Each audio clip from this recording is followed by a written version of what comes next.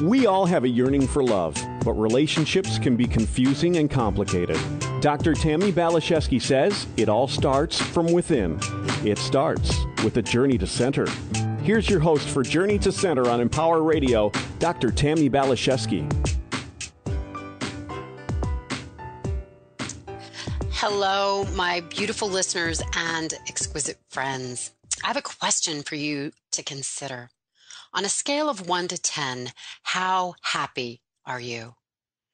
With the number 10 representing being utterly blissed out and the number 1 being extremely depressed and completely unhappy.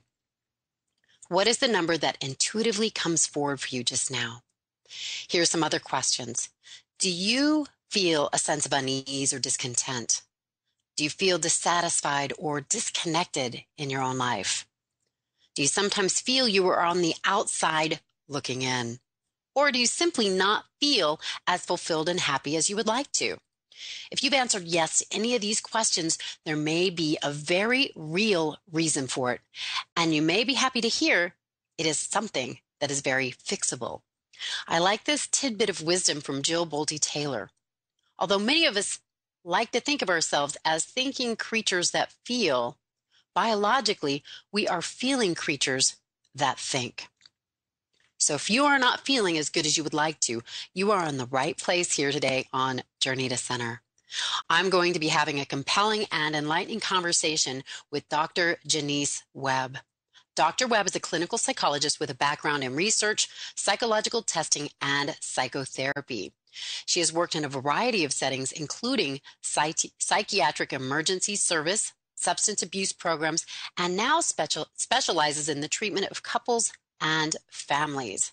Dr. Webb has recently written a powerful book called Running on Empty: Overcome Your Childhood Emotional Neglect.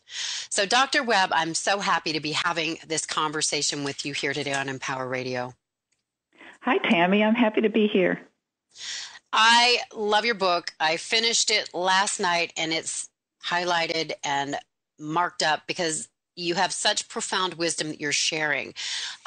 So first of all, right out of the gate, I'd like to know what running on empty means and why you wrote this book.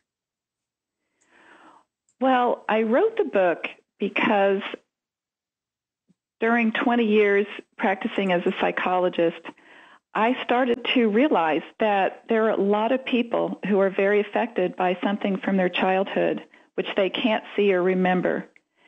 Once I became aware of it, I saw it over and over and over again, and I felt really compelled that I had to just drag this hidden issue out of the darkness and make people aware of it so that they have the opportunity to heal from it. And I named the book Running on Empty because one of the main symptoms that I first started to see was a kind of an emptiness in people, a feeling of being disconnected and not really belonging, or, just being kind of flawed in some way. And it was people who really had no explanation for it and really couldn't figure out why they were feeling that way. So that's the reason that I titled the book Running on Empty. And I think you're so right. I think so many of us, and I've felt this too, this nebulous undercurrent of not belonging, not feeling like I belong or feeling empty. I've done a lot of work with inner child healing work and psychology, and it's been so helpful to get me really both feet in my own life, feeling very present and connected. So something that you write about that I really like is our childhood is like the foundation of the home, and the house is like our adulthood. And so many of us have had a foundation that isn't solid and stable, and we may not even know it. So we've built this house on something that may be fractured. So I think that's such a wise and powerful way of presenting this material. I haven't heard it quite like that before, and it's so true. So it is important to go back and kind of repair this foundation, and I think that's what your book does. Yeah, it's really, the book is about the things that go wrong in childhood that are not visible.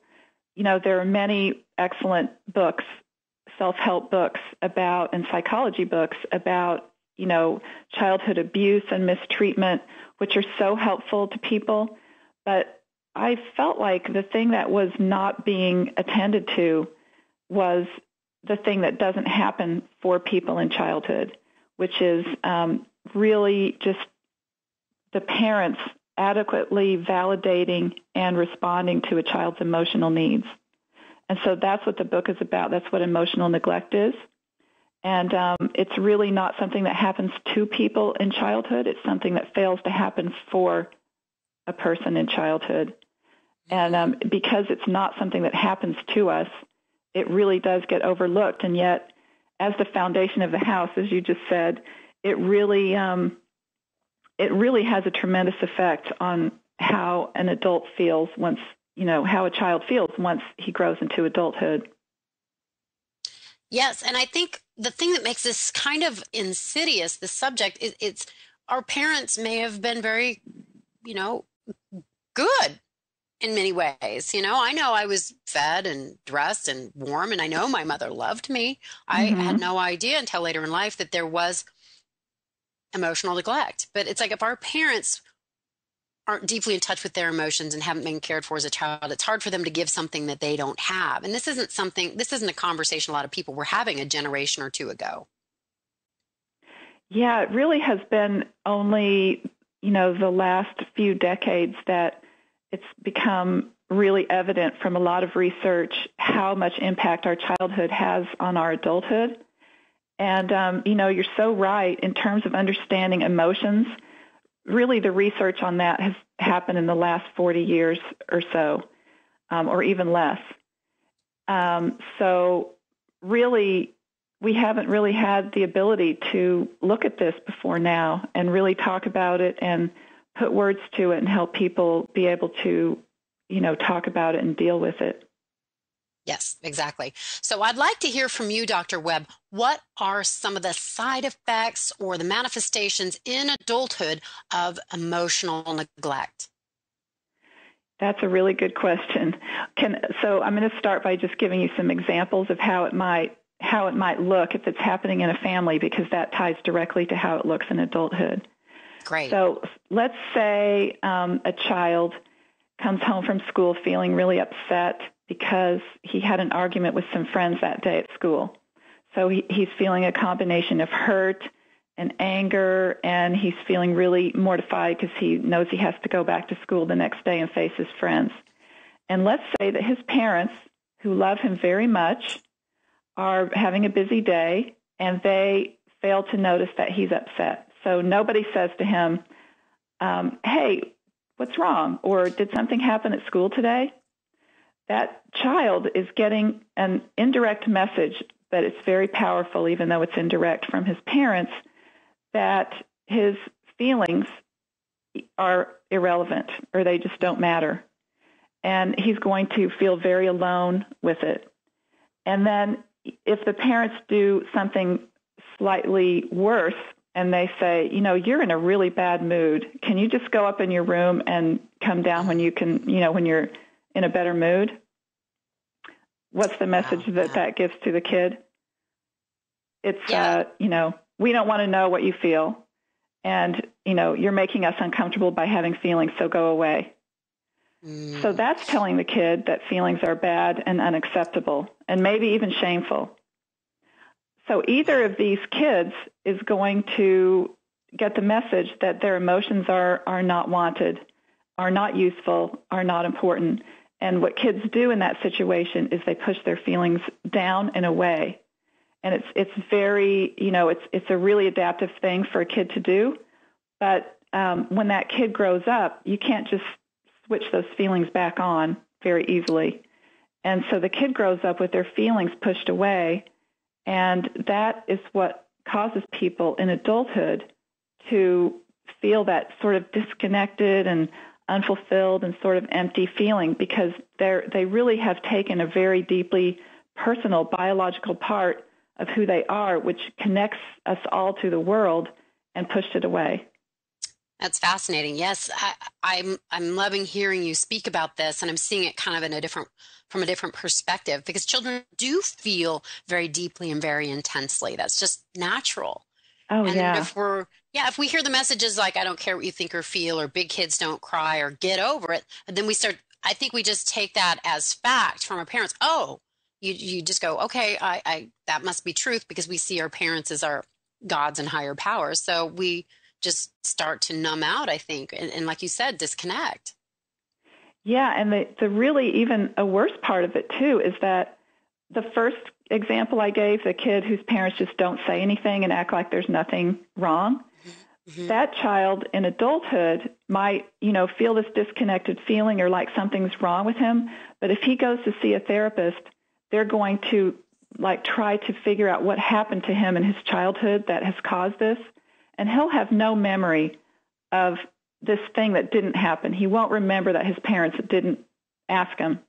He might remember the fight he had with his friends if it was bad enough, but he won't remember anything bad happening in his family because it's not an event, and our brains don't record that.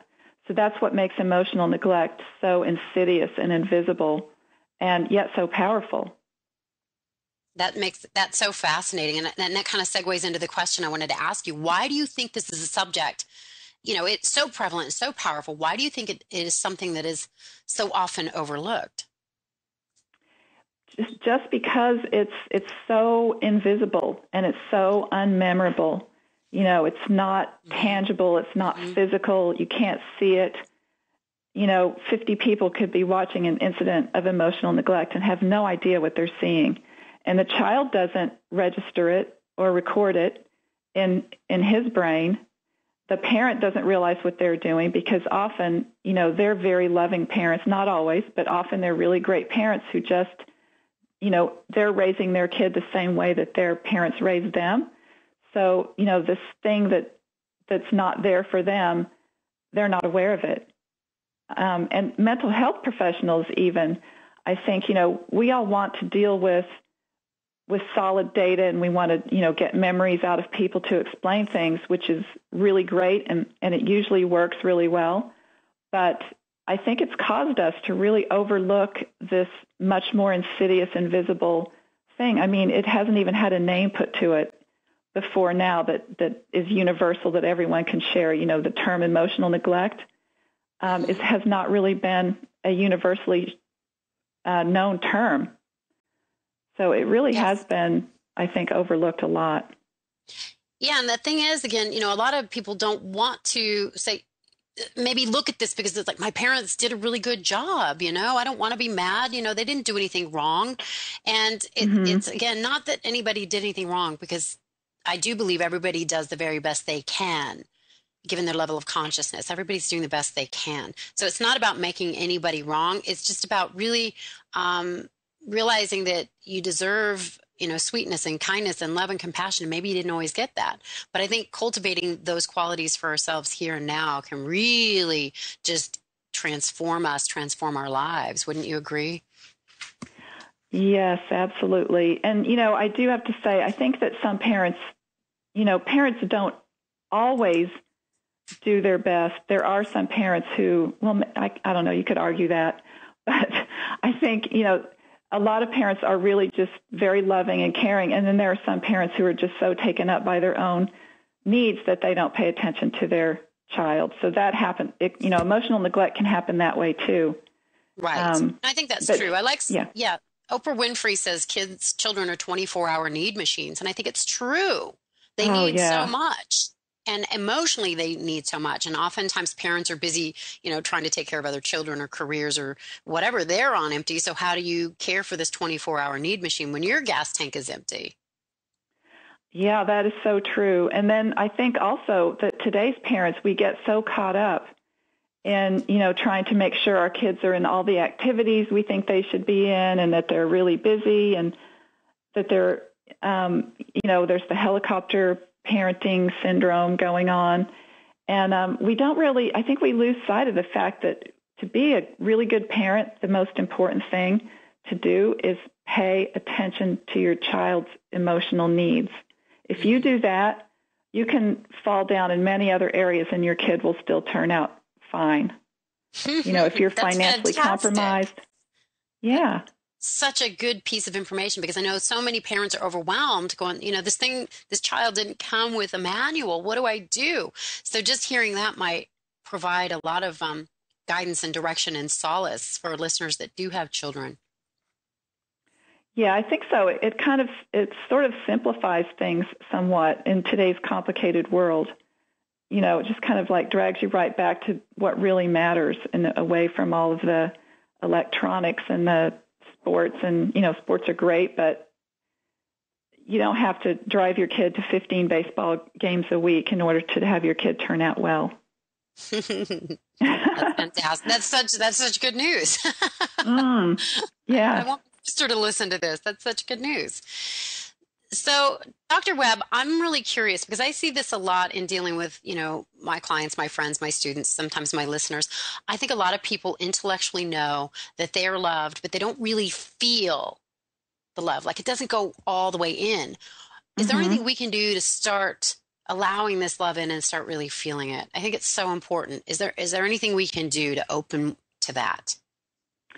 I think the reason that this happens for people is because, again, everything goes back to childhood. If you feel that your parents didn't really know you, and this may be even outside of your awareness as a child, but as a child growing up, if your parents aren't really paying close attention to who you really are, and yet they love you, who are they loving? If they don't really know you on a deeply personal level, who are they loving? So the love doesn't feel real. It doesn't really connect unless you feel it's being received from someone who truly knows you. So, and then if you grow up never having truly felt that your parents loved you because they knew you really well, then it's really hard to feel that as an adult also. Does that make sense? Am I explaining this very well? Okay. Very well. No, it makes perfect sense. It's like you can intellectually know it, but not necessarily feel it. Yeah, yeah. You didn't feel it as a child, like not really connecting at the heart. So yeah, I think that makes a lot of sense. So this kind of brings me to something you discuss in your book called the fatal flaw. Can you tell me more about what that is? Yeah, the fatal flaw it kind of goes back to how I was one of the results of emotional neglect that I was talking about before, that if you feel that something, if you grow up with your emotions pushed away, then your experience in the world is just different than people who have their emotions right there for them. And you generally just feel like there's something missing, like there's something wrong with you. It feels like you're watching other people live their lives and that they are living in a more colorful world, whereas you're living in black and white. Or you feel like if people really get to know you, they'll see this thing that's wrong inside of you.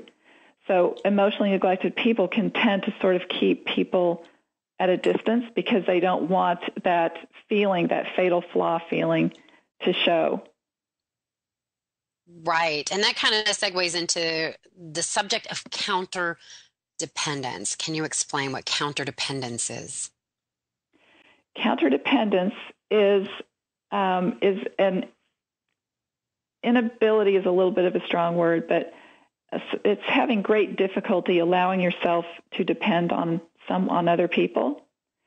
And this happens in emotionally neglected people because, and I just want to mention, not everybody has all of these symptoms. These are just the things that we're talking about here are kind of, some of them appear in some people, but not too many people have all of them, although some people do. But counterdependence is when you get the message from your parents that you're not to depend on them too much, you naturally assume as a child that depending on people is not a good thing and it should be avoided. And then as an adult, you have difficulty depending on people. It doesn't really go away unless you recognize that this is an issue for you and where you got it, and that gives you the opportunity then to start working towards, like, just forcing yourself to depend on other people more. That was a tough one for me. It's like I could be available to help people, but I would never ask anybody to help me. And then I wondered why I felt so alone. Oh, yeah. Yeah, Yeah, that's it a is tough one. amazing. Emotionally neglected people, something that's very true often is that they're there for everyone else, but it's very hard for them to ask for help themselves. That's exhausting. Yeah. I feel like I'm running on empty just remembering those days. Just sputtering It is here an with an empty exhausting gas way to live tank. life.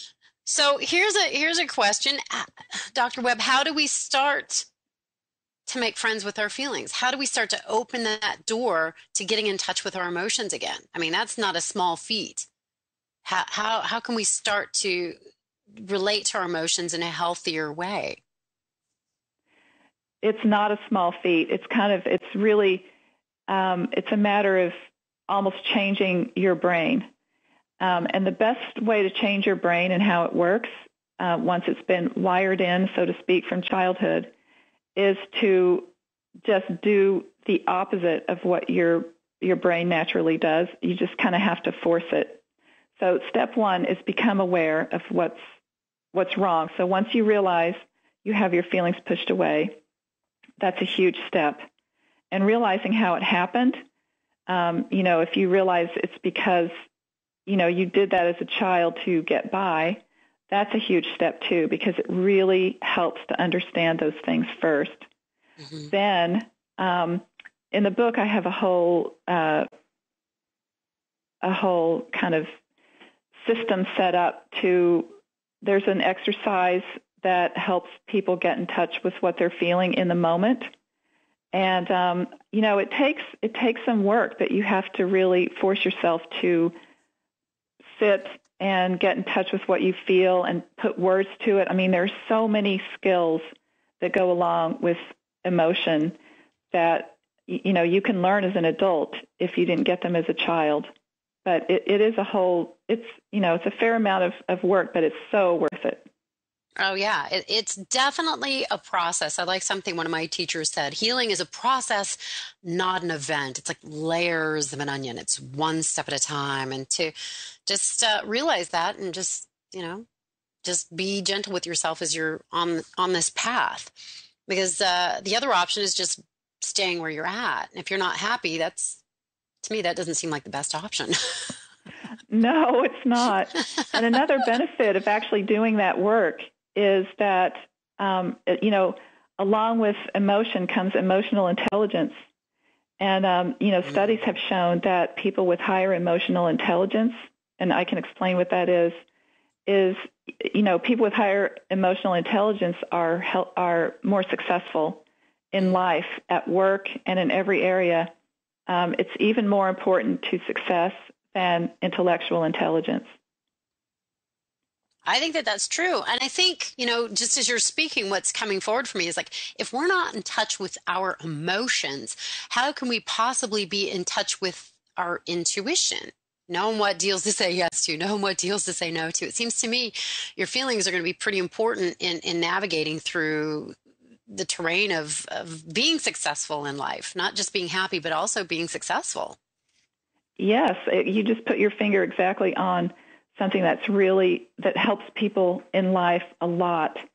And, do you ever notice how much people today downplay emotion and talk about it like it's, there's so many words like, crunchy feely and, not crunchy feely. What is it? Crunchy granola. Touchy-feely. Touchy-feely or wishy-washy. I kind of like crunchy better. I made up a new one. People really think emotion is weak. If they equate emotion with weakness and thought with strength. And the reality is, I hear that. Emotions can be both, right? Vulnerable. Yes, absolutely. Head and heart, not just one or the other. It's I think. Right. It's a balance. The key is you use your thoughts to manage your emotions, and you use your emotions to drive your thoughts right? So emotions drive us to do so many things and to connect with people, to take care of people, to take care of ourselves, to protect ourselves. And if we've cut off this vital source of feedback, it really interferes with our ability to do the best we can in life, which is why I think so many emotionally neglected people end up not achieving what they feel like what they know they can. Yeah, I'm really interested in delving into that in the second part of the show. I think that's so vital. And another thing that's occurring to me as we're having this conversation is like, if you're disconnected from your feelings, they're in a closet, the door's shut, but that doesn't mean it's not still affecting what's going on center stage in your life. It's sort of like having a puppeteer, pulling your strings from a place that you're not conscious about. It's kind of controlling you from behind the scenes. And that's not really, I think, the best way to live our lives. Yeah, I mean, emotion that is not expressed or dealt with it just hangs back there, and Yes. It does run the show. It Yes. gives people backaches and headaches and stress and makes them blow up when they don't intend to, and it does all kinds of mischief. Yes, I absolutely know that's true. I had so many health challenges before I started doing this work, and now, though I'm older, I'm much more vibrant, healthy. I'm more fully alive, and I do Good really for you. attribute it That's to great. dealing with my emotions. Yeah. So we're going to go to break here pretty quick, but before we go, Dr. Webb, I'd like to know, how important do you think it is to put ourselves first in our own lives? Some people would say that's very selfish. What would you say? Mm-hmm. I think it's vital. Mm. Absolutely vital. Because it's by putting ourselves first that we're able to take care of others. Yeah, I think that's true. It puts us on that solid foundation, so we're healthy and balanced and able to give from overflow and abundance rather than in deficit. Exactly. Cool. All right, so when we come back, Dr. Webb is going to share with us 4 steps we can take to start putting ourselves at the top of the take care of list so that we can take better care of other people if that's really what we want to do. So hang on, we're going to be right back with Dr. Jonice Webb. You're listening to Empower Radio. Now back to Journey to Center with Dr. Tammi Balizewski. Hello, you beautiful humans. Thanks for hanging out with us here on Journey to Center. We are spending some quality time with Dr. Jonice Webb. She's a psychotherapist who does a lot of really great work and has recently written an amazing book filled with a lot of wisdom and exercises, graphs, and charts to help you start opening to your emotions and healing your childhood neglect. It's called Running on Empty, Overcome Your Childhood Emotional Neglect. So, Dr. Webb, thank you for being here. I'm happy to be here, Tammi. So before we went to break, I mentioned that you were going to share with us 4 steps we can start to take to make ourselves more important in our own lives, to put ourselves first. So I'm interested in knowing what these 4 steps are. They are saying no, asking for help, discovering your likes and dislikes, and putting a higher priority on your own enjoyment. Those are 4 things that are very difficult for many emotionally neglected people to do. The reason is because if you grow up in a family where, for whatever reason, you're not really asked, what do you like? Or you're given the message that you shouldn't need help, or if you're not given the opportunity to say no, or if your enjoyment is not a priority for the family, you grow up feeling like none of those things are true for you as an adult. You don't have the right to say no. Mm-hmm. And asking for help is putting a burden on other people. You don't know what your likes and dislikes are because you never were really encouraged to discover that as a child. And you feel other people's enjoyment takes priority over your own. It's so true. I mean, you're just totally describing me. Probably everybody that's listening to this show. I remember hearing, I don't care what you want to do, you're going to do what you're told. And, just all the things that so many of us heard. And I remember being in therapy years later, and the therapist is like, how do you feel about that? I'm like, feel what? Nothing. I was like, right. there was nothing. I was so numbed out and disconnected, and then wondered why I was depressed. And I struggled intensely with eating disorders. And I found that very interesting in your book. You talk about this. Why is it that people who have experienced childhood neglect, why do they have issues with food? Well, I don't think, I think it's because part of raising a child well is teaching them how to have a good relationship with food. And, it's also the same thing with every other area of raising a child. It's really important, you can provide plenty of food for a child and still emotionally neglect a child in that area by not teaching the child what food is for and how to eat it.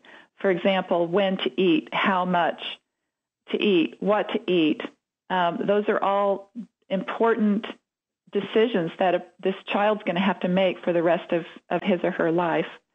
And a parent who doesn't have those skills himself doesn't have them to pass on to the child. So that's just a way in which a parent can really emotionally neglect a child. That's so fascinating, because I know I think we are the heaviest nation in the world. And I've heard that our solar plexus, where our stomach resides, is our feeling center. And I think a lot of people probably really are out of touch with their feelings, feeling empty. And so they're filling up with food, thinking that that's somehow going to get to that place inside of us, which it's not really very effective. Yes, and also some of it just has to do strictly with self-discipline, being able to say no, because we have so much food in today's world. We're lucky in this way. We're not scrounging for food like our ancestors were, but we do have to have the ability to say no and to cut ourselves off when we've had enough food. And I think a lot of us lack that ability, partly because our parents didn't have that ability, and they didn't realize how important it was, so they didn't teach us as we were growing up. And now we have to teach ourselves now that we're adults. It's our turn. We have to teach ourselves, and then we can pass that skill down to our kids. Oh, that's so true. And boy, was that an uphill battle for me. And I don't know about you or the people hanging out with us today, but it's like you clean your plate. You eat everything on your plate. And I don't care if you don't like it, because there's hungry kids in China. So, Oh, okay. And then I got to the place where it's like I didn't know when I was full. I just had to eat everything that was in front of me. I got out of touch with that. So that's probably fairly common. It is. And, it can happen in the other direction, too, where parents just don't pay any attention to what the kid eats. So I've talked to many people who grew up, eating tons of desserts or, just bags of chips all over the house or hot dogs every night because their parents just weren't paying attention to that. Maybe they were great parents in every other way, but they just weren't in tune with that. And then, that kid grows up having to figure this out on his own. Mm-hmm. So true. Yeah. I grew up on Oreos and Hamburger Helper, and probably stuff that didn't have a lot of nutritional value. So yeah, it's been something that I've had to learn, vegetables, fruit, feeling, when am I full? When am I hungry? And starting to really trust my body, trust my feelings. It's been a very interesting journey, but boy, am I glad I said yes. Yeah, it is very important to health and in every area. Yeah, of life, right? It so is. It so is. So, to go a little deeper into this, there was a chapter in your book that I got so much value from, and it's about the subject of suicide. And you talk about why people may have suicidal thoughts or fantasies, or why some people actually attempt or succeed in committing suicide. And I love how you presented this example. You presented it from both sides, both perspectives. The people confused as to why somebody would do it that seemed like they had everything going for them, and then the history behind what was going on for the person that that attempted the suicide. And I remember being a young girl and fantasizing about suicide and thinking about it. I spent a lot of time thinking about it and wondered why my life wasn't working. And then later I experienced a friend that had everything going for him that committed suicide. So I'd like you to talk a little bit more about how emotional neglect can contribute to this really, really sad situation.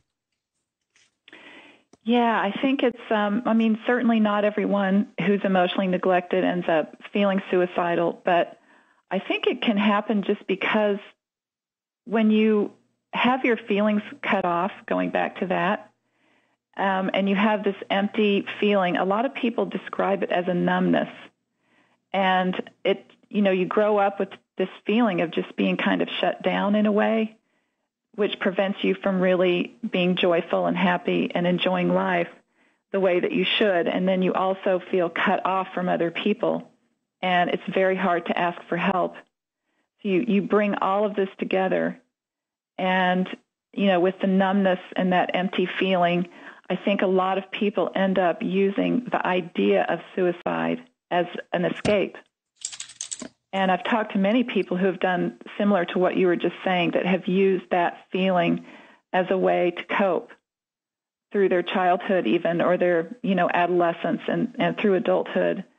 It's just it really cuts a person off from the possible sources of support and help, and makes people feel very alone. And so someone who seems to be really at the top of their game and have a supportive, loving family and have everything going for them can, really secretly struggle with these suicidal feelings for years. It really wears on people. I can attest to that. It's exhausting. And again, it's like I would think about the suicide and consider it and contemplate it. And it wasn't so much that I wanted to die. I just wanted to stop hurting. And I didn't even know that I was hurting. I just felt really, disconnected and I guess depressed, but I couldn't pinpoint any feelings. So it is painful. And as I would consider these negative fantasies, I wondered why my life wasn't moving in a positive direction. So I know for me, getting in touch with my feelings really brought me back to life. Yeah, it's amazing how when you're so, you feel so disconnected, and then you're dwelling on these negative, this idea of escape, it really does keep you from, it just separates you out and keeps you from truly living life.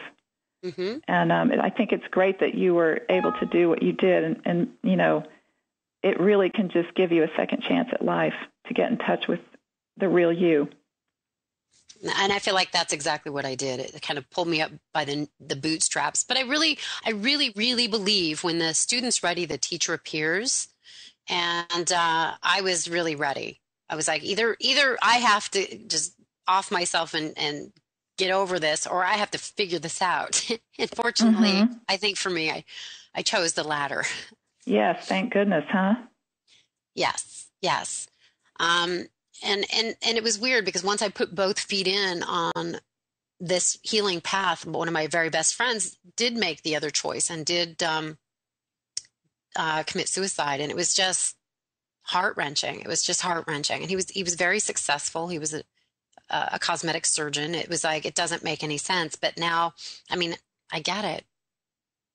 He could have been struggling with all of this. Who knows what was going on for him, but this could be an explanation for why someone, I think it is often the explanation for why someone who's really seems to have it all going on, for them can actually take an action like this. Yes, it does make things make a lot of sense. Your book really sheds a lot of light on this subject from many, many different angles and perspectives. Very powerful. Very good reading. Very, very good reading. So something else you write about that I think is so vital to touch on are the emotions of guilt and shame. And these are some of the toughest ones I've had to work on in healing myself and working with clients myself. what can we do to release or heal these detrimental emotions? I think with this one, guilt and shame is a little bit different than a lot of the other things that we've been talking about today, in that really understanding where it comes from can often take it away. So here's what I mean by that. A lot of people who are emotionally neglected in childhood feel this, struggle with all of these things we've been talking about in adulthood, but they look back on their childhood and they can't find a reason for it.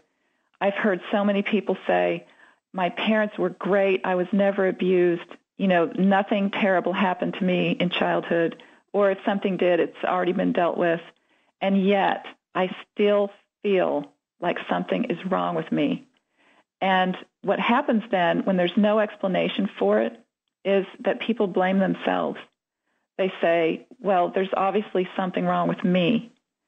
And this starts the whole cycle of guilt and shame and feeling, it goes back to the fatal flaw feeling. There's something wrong with me that's keeping me from being happier and doing better in life. And it's a combination of self-blame and self-loathing and shame and blame. And it can be a really negative cycle. And what I've seen in working with people is that once people are able to see that there's an explanation for why they feel the way they do and why they're struggling with what they're struggling, it really relieves that cycle of self-blame and shame. You can stop blaming yourself once you realize, oh, this is what happened. This is the explanation. What a relief. Yeah. It can be huge for people. Yeah, it's just like a big weight lifted off of one's shoulders.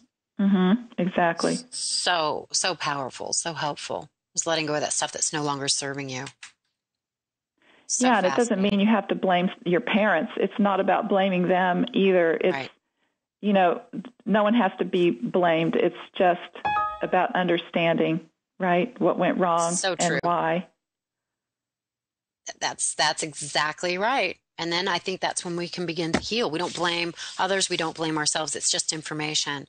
Although I don't know if you've seen this in your practice where people do maybe go through a period of time where they are angry, and that can actually be positive.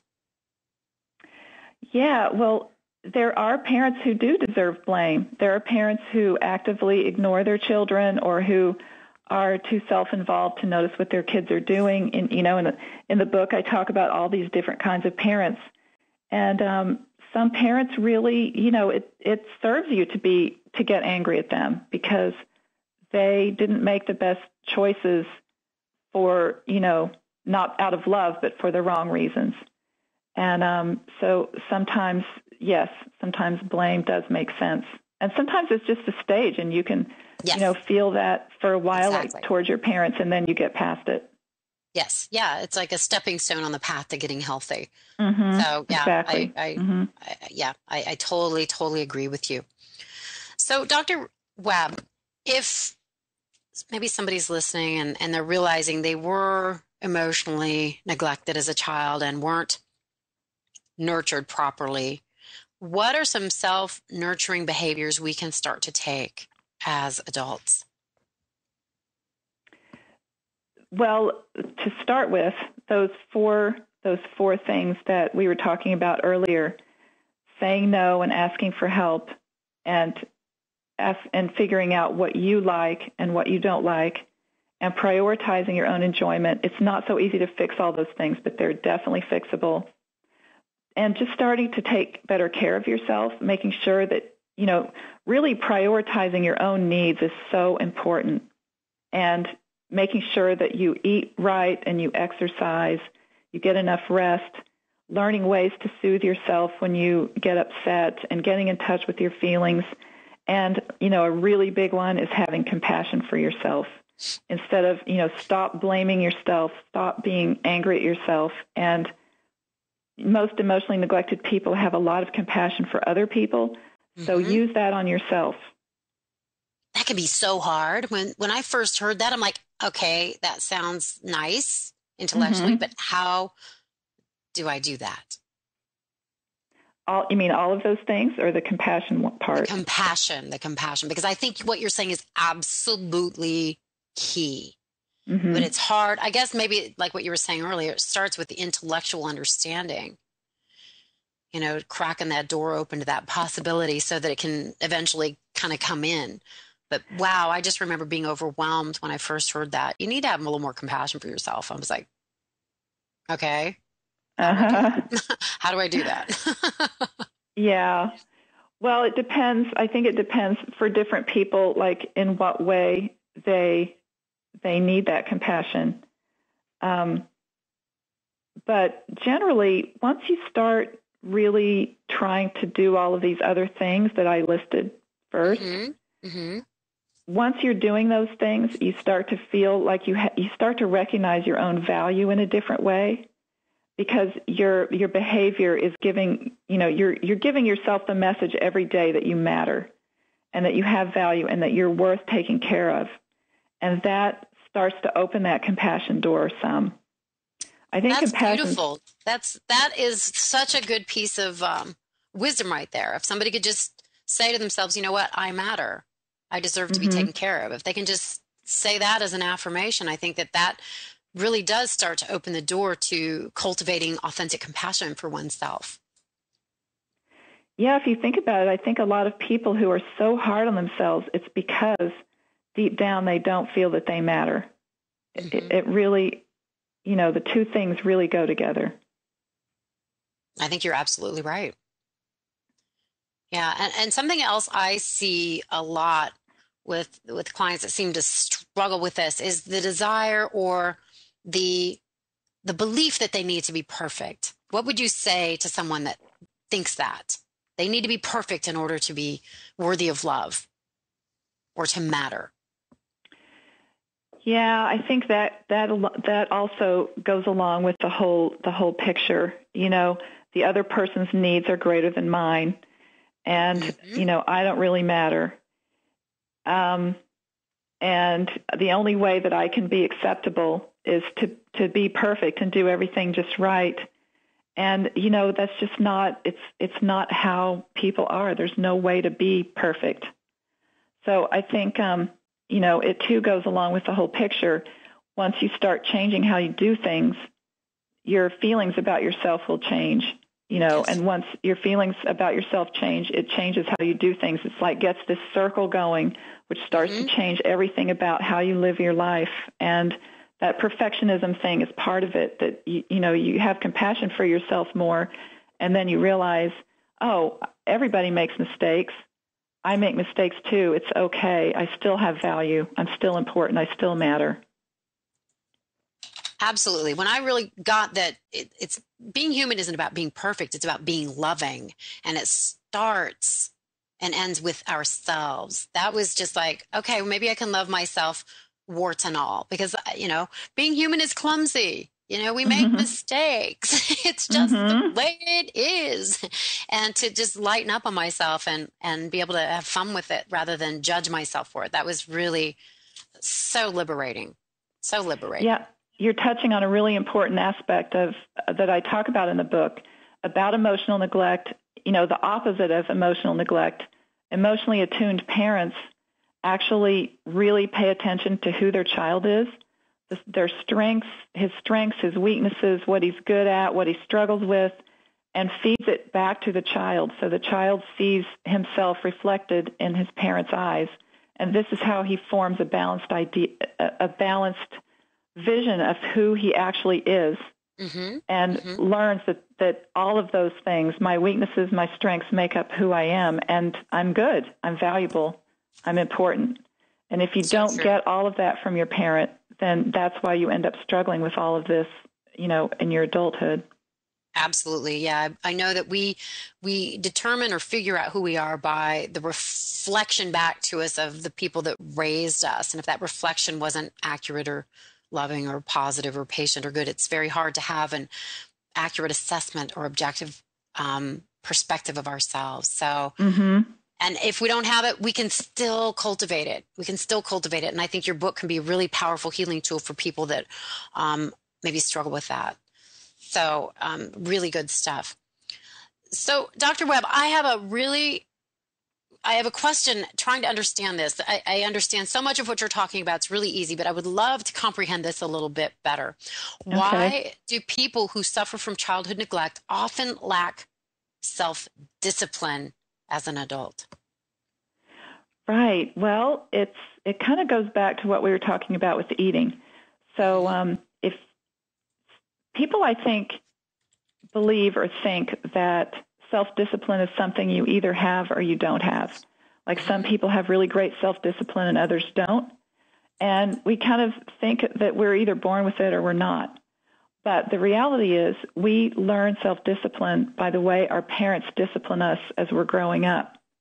So parents who take the time and the effort to clash with their child and make their child do things that the child doesn't want to do and stop the child from doing things that the child wants to do but shouldn't, are setting that child up with both of those skills, the ability to stop yourself from doing things and the ability to force yourself to do things.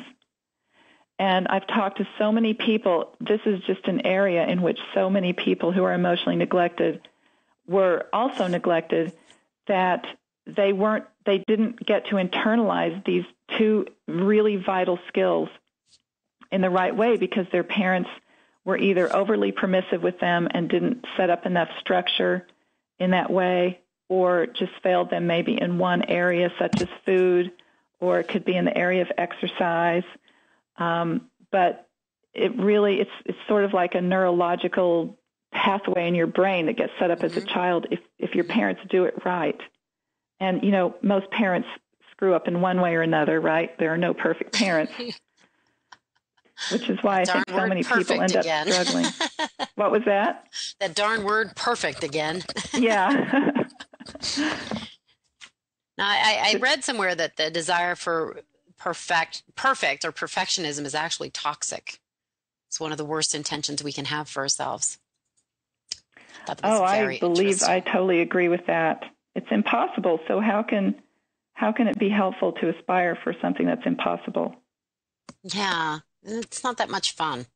No. More fun. Wouldn't the world be boring if everyone was perfect? And the same, I always say, when people argue different perspectives, I say, if God wanted us to be like Canadian geese, he could have made us that way, but, he already did that. The point is to be different. Right. Have fun with that. Celebrate our differences. Don't argue about them. Even Canadian geese aren't perfect either. No, they aren't. I have a bunch of them in my backyard, and boy, are they messy. They are far from perfect. Right. Messy, but they all do kind of look the same. Mm-hmm. So we just have a couple minutes left here, Dr. Webb. To heal this dynamic of running on empty, how can we fill up with premium grade fuel? Well, the answer is figure out in what areas you were emotionally neglected, because, most people have pockets of it here and there and, not necessarily the full picture. But figure out, I think, where you were emotionally neglected and then attack those areas. Just go right at it and decide to fix it. And the second half of my book is all worksheets and, guidance in how exactly to do that with exercises. And anyone who is motivated to really fix those areas that they didn't get in childhood can do it. Okay, perfect. All right, to my lovely listeners, thanks for hanging out with us here today on Journey to Center. If you want Dr. Jonice Webb's book, go to www.emotionalneglect.com. Such great information. I'm so glad you wrote this book and so very grateful you took the time out of your schedule to hang out with us here today. Such good stuff. I was happy to do that. Oh, awesome. So thank you, Brent Carey. Thank you, Sean. Thank you to my listeners. If you want more of me, go to TammiBPhD.com, TammiBPhD.com. Look forward to connecting you with your questions, thoughts, ideas, and just I'm sending you love. All right. Healing to you, onward and upward. Bye for now.